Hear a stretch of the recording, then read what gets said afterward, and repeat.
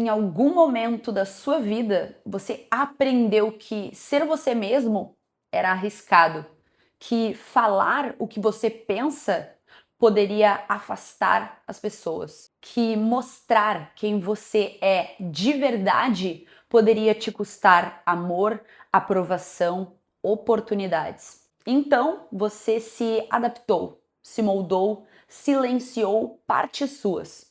Mas deixa eu te dizer algo logo de início. Não é a adaptação que te faz vencer necessariamente. É a autenticidade. Eu sou Thaís, psicóloga especialista em comportamento, neurociência e bem-estar, trabalho com atendimento psicológico de adultos e eu estou aqui neste vídeo para te explicar por que ser autêntico é o que realmente te faz avançar na sua vida. Emocionalmente, profissionalmente, nos seus relacionamentos. Então, já curte o vídeo, se inscreve no canal se você não é inscrito para acompanhar mais conteúdos sobre saúde mental e terapia. Primeiro de tudo, é importante que a gente desmistifique o que é ser autêntico. Muitas pessoas têm a ideia errônea de que ser autêntico é ser rude ou agressivo ou grosseiro, de que é falar as coisas sem filtro, de que é não se adaptar a contexto algum.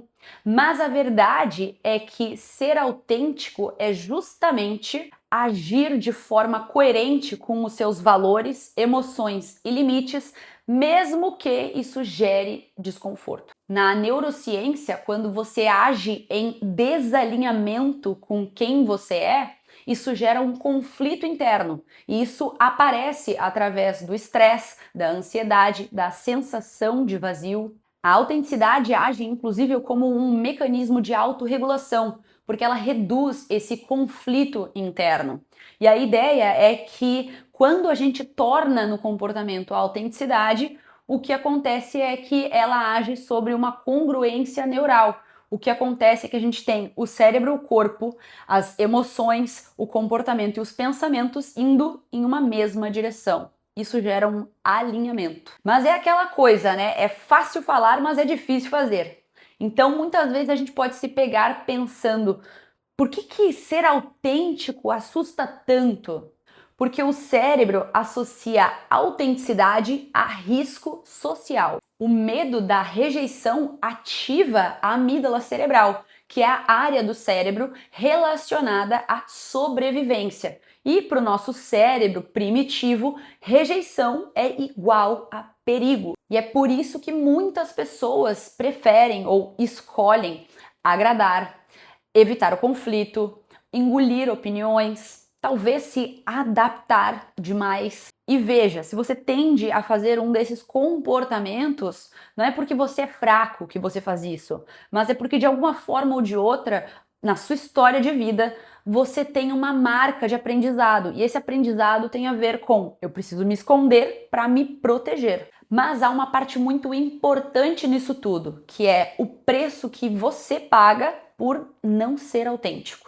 Emocionalmente, você pode ter uma maior sensação de não pertencimento, cansaço constante, culpa ao se posicionar, raiva reprimida. Nos relacionamentos, o que pode aparecer são vínculos mais superficiais, medo constante de perder pessoas, a sensação de não ser realmente visto. Profissionalmente, a gente pode pensar numa dificuldade de se expor, dificuldade de se posicionar, também correlacionar com a questão da síndrome do impostor. Quando eu, Thaís, penso sobre autenticidade, o que me vem à mente é uma frase, que é: quando você não é autêntico, você pode até ser aceito, mas você não é verdadeiramente escolhido. E essa frase dói, né? Se a gente for pensar a fundo o que ela representa em termos substanciais, é como se a gente utilizasse, inclusive, aquela metáfora da máscara, que você pode utilizar ela e as pessoas te veem como uma pessoa legal, boa e tudo mais, mas você está forjando algo. Você não é necessariamente aquilo. até pode ter uma parte de você que faz sentido ser aquilo, mas existe uma coisa ali que é a sua autoaceitação. E a sua autoaceitação, se você não trabalha com você mesmo, como é que você vai trabalhar aquilo com o outro? O que eu quero dizer com isso é que você acaba se colocando em situações que você entra em conflitos emocionais por conta dessa falta de congruência, de alinhamento entre a emoção, o pensamento e o comportamento. Então, muitas vezes você até pode estar se moldando em relação ao meio para conseguir aquela adaptação, para conseguir aquela aceitação. Mas e com você mesmo? Como é que você fica diante das decisões que você toma? Né? Aquilo que você está fazendo é verdadeiramente por você ou é para quem está à volta? Perceba que há também questões filosóficas que a gente pode enxergar através dessa reflexão, por conta dessa perda de sentido, por conta dessa autorrelação que por vezes também pode ser superficial, porque há uma evitação do contato com a emoção, com a própria emoção. Mas quem sou eu quando não entro em contato com a minha própria emoção? Como é que eu utilizo dessa minha bússola para me conduzir no mundo? Há uma perda de valor pessoal e há uma perda, então, de força, de valor daquilo que eu poderia colocar no mundo e agregar para outras pessoas ou para me sentir melhor comigo mesmo. Perceba que essas lacunas são pequenos buracos, inclusive na própria personalidade. Isso é muito interessante. Voltando um pouquinho na metáfora da máscara, a máscara ela protege, mas a longo prazo ela cansa. Quanto mais você usa essa máscara, mais você se distancia de você mesmo. Ou seja, mais você se esquece de quem você é sem ela.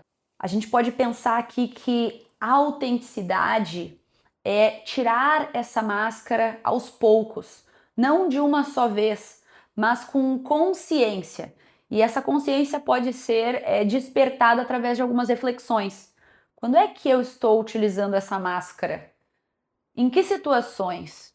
Com que pessoas? O que eu verdadeiramente faria se eu estivesse sendo autêntico nessa situação? Vamos a alguns exemplos práticos de autenticidade no dia a dia para a gente entender como realmente aplicar isso. Exemplo 1.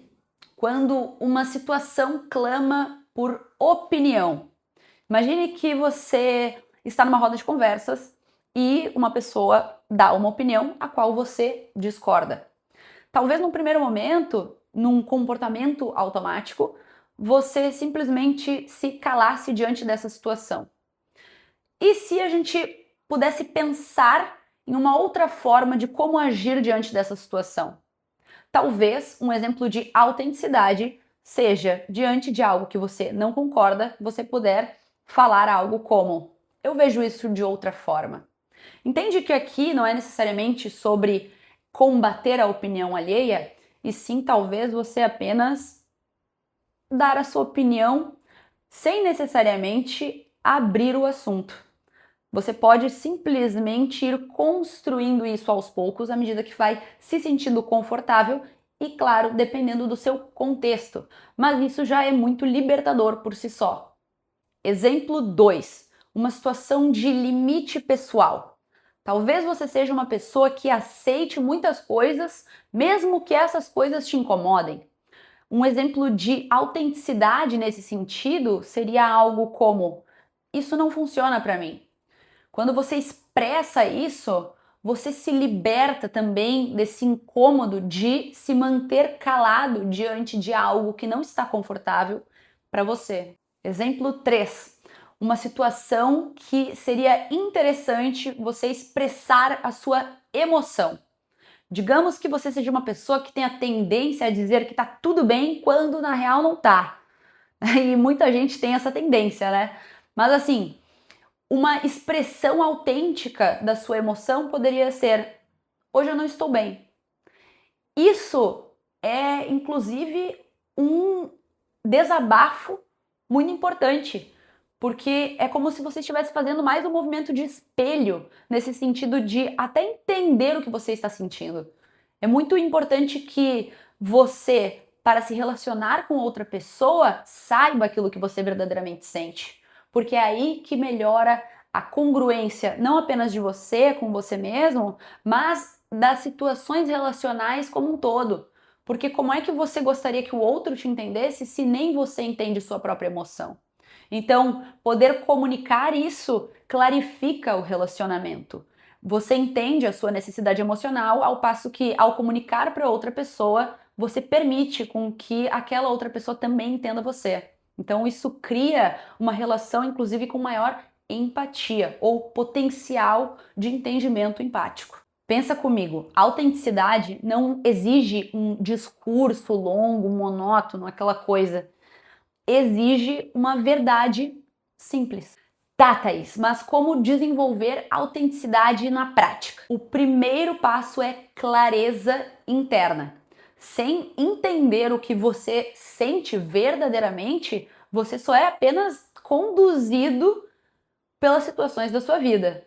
Pergunte-se: o que eu estou sentindo? É raiva? É tristeza? É medo? É felicidade? Isso é a sua bússola para que você entenda o que aquela situação está representando para você. Ou ainda, você pode se perguntar: isso que eu estou fazendo ou pensando em fazer é para eu ser aceito ou é porque isso é congruente com quem verdadeiramente eu sou? Passo 2. Pratique micro-autenticidades. Esse é o passo inicial da autolibertação. Outra coisa, não comece tentando fazer mudanças muito bruscas, mudando tudo de uma vez só. Comece pequeno, é por isso que é preciso um microgerenciamento. Você vai tomando gosto por colocar a sua autenticidade para fora, entendendo como você pode comunicar isso, com quais pessoas você pode inicialmente treinar isso, porque são pessoas que daqui a um pouco tendem a te respeitar um pouco mais, a respeitar a sua individualidade, seu senso de autenticidade, a sua autonomia. Isso é muito rico no processo de desenvolvimento pessoal. O terceiro passo é o seu suporte emocional. Muitas pessoas não gostam quando a gente muda, porque talvez elas estejam muito acostumadas com a nossa autoinvalidação, né? Se a gente for pensar neste contexto. E isso pode ser muito frustrante, mas há pessoas que te respeitam como você é. E essas pessoas merecem ter um espaço na sua vida. Pense sobre isso. Passo 4, repetição. Pense na autenticidade como um músculo. Quanto mais você treina a autenticidade, mais forte você fica. Tá, e agora pra gente fazer um fechamento daquilo que a gente absorveu com o vídeo de hoje. A questão é: quando a gente começa a expressar a nossa autenticidade, isso não garante que todo mundo vai ficar. Mas isso garante que quem ficar na sua vida fica por quem você é. E a reflexão que fica é: quem você está sendo para continuar pertencendo? Se esse vídeo tocou você, comenta aqui embaixo. Eu escolho ser autêntico. E é claro, compartilhe este vídeo com quem você acha que precisa ouvir isso. Um beijo e até o próximo vídeo.